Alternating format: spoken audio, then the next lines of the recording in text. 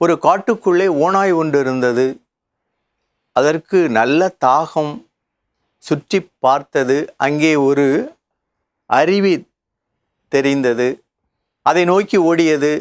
ஒரு குன்றின் மீது நின்று அதன் பக்கத்திலே ஓடிக்கொண்டிருந்த அருவி தண்ணீரை குடித்து கொண்டிருந்தது. கீழே பார்த்தது.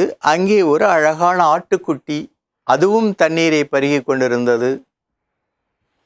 தண்ணியை குடிச்சு முடிச்சதுங்க இந்த ஓநாய்க்கு அந்த ஆட்டுக்குட்டியை திங்கிறதுக்கு ஆசை.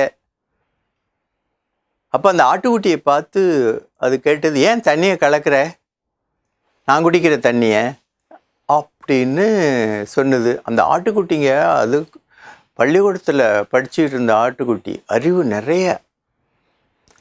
தண்ணியை நான் கலக்கிறேன்னா, தண்ணி ஒன்றுகிட்டேருந்து தான் ஓடியாருது அப்படின்னு சொன்னிச்சுங்க. அந்த ஓநாய்க்கு கோவம் வந்துட்டு, சரி அதை விடு, ஏன் நீ என்ன ஒரு வருடத்துக்கு முன்ன திட்டின? ஒரு வருடத்துக்கு முன்ன திட்டினேனா என்ன விளையாட்டா? நான் பிறந்தேன் 6 மாதம் தாங்க ஆகுது. இன்னும் கோபம் அதிகமாகியது அந்த ஓநாய்க்கு. இப்போ என்ன தெரியுமா சொன்னிச்சு, நீ திட்டாட்டி உங்கள் அம்மா அப்பா திட்டிருப்பாங்க, அவங்க திட்டாட்டி உங்கள் தாத்தா பாட்டி திட்டிருப்பாங்க, இப்படி சொன்னிச்சுங்க.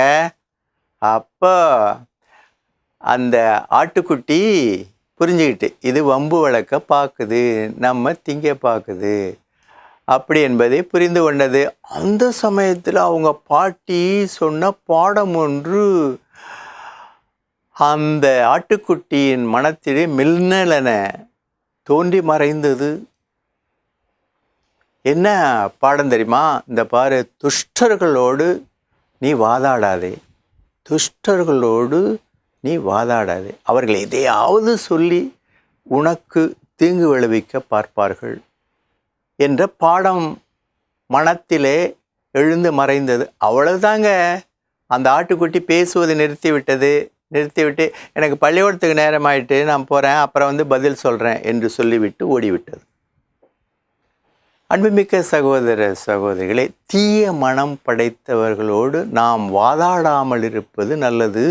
அவர்கள் இருக்கும் இடத்தை விட்டு நாம் அகன்று சென்று விடுவது நல்லது, அல்லது மௌனம் காப்பது நல்லது.